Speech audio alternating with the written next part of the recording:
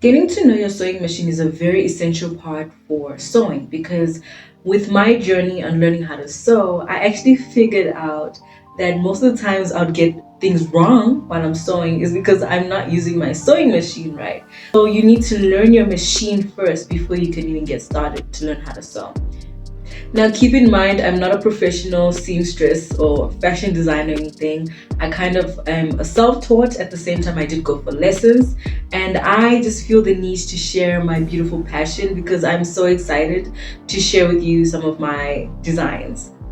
Now, first things first, every sewing machine comes with a power cord.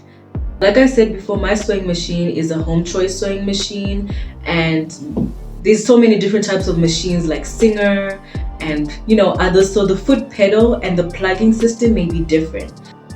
So my foot pedal is actually connected to my power plug, so it's not much of a train smash, but it just means I have limited space of where I can move my pedal.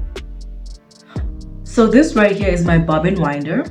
This is my bobbin supporting arm where I put in my bobbin when I want to wind my bobbin, so it can move back and forth, as you can see that, which I will show you in my next video how to wind a bobbin. This is my thread spool holder. Now I can lift it up and down, so I actually have to lift it up to put my thread on top. Now, like I said before, sewing machines come differently, and my sewing machine has a carrying handle right here, so I can lift my sewing machine and carry it wherever I want. Now this right here is a winding tension disc. You use it just to put some tension when you're winding your bobbin. This one right here is called a thread tensioner. You kind of put your thread through it so you can sew. And then right here is a thread tension lever, and the reason why it's a lever is because it goes up and down. This right here is your hand wheel, so if you push it down, you can see the lever goes down, but if you push it back up, it comes back up. See that? So on my sewing machine, I have a stitch length rotary, and right over here I have a stitch pattern rotary. So you may not see properly, but I'm going to zoom in. Right here are all the patterns that I can change my stitch to. Now, if you're somebody who sews a lot, you would know that this right here is very important. Now, this on my sewing machine is my back stitch. This is what I use to back stitch when I'm sewing.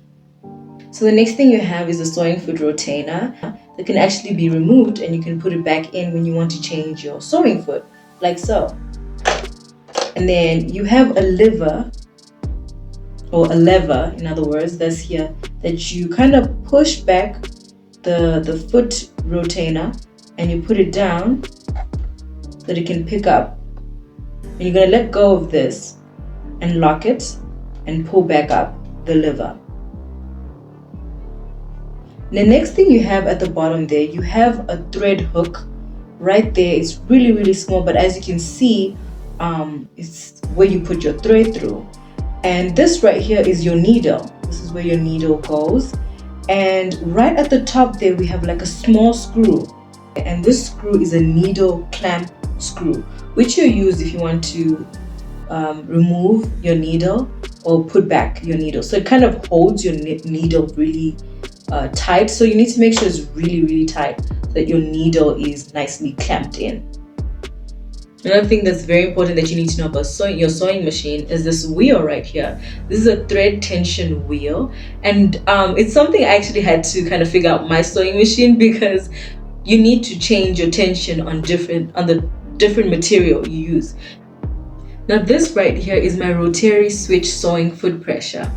This right here is my free arm table, and it comes with an extension table which actually comes off like this. And at the same time, it comes with an accessory box which you can open up. And as you can see, I have some of my accessories. Some of my accessories inside there. So these are the few things you need to know about your sewing machine. But if you have a manual, like me, make sure to go through your manual just trying to learn your sewing machine, because like I said, my machine, I use a HomeChoice one and yours could be different. So you need to learn your sewing machine and let it be your best friend. Let your machine be your best friend, because this best friend of yours is going to take you places. So if you found this video very useful to you, please make sure you like and subscribe to my YouTube channel. Like I said, every Wednesdays I'll be posting videos about sewing and showing you and sharing my projects with you. But if you enjoyed this video, make sure you give this video a thumbs up, and I'll see y'all in my next video.